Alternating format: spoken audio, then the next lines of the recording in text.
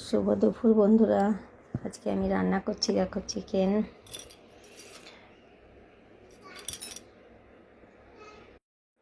তোমরা সবাই কি করছো?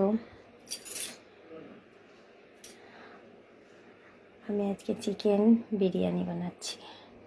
দেখো চিকেন বিরিয়ানিটা কেমন হয় দেখি। তোমরা কে কে পছন্দ করো চিকেন বিরিয়ানি খেতে কমেন্টে জানাবে। বিরিয়ানির সঙ্গে একটু পেঁয়াজ আর একটু শসা হলে কেমন হয়।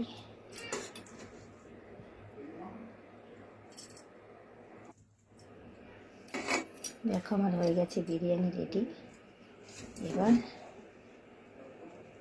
পরিবেশন করার পালা।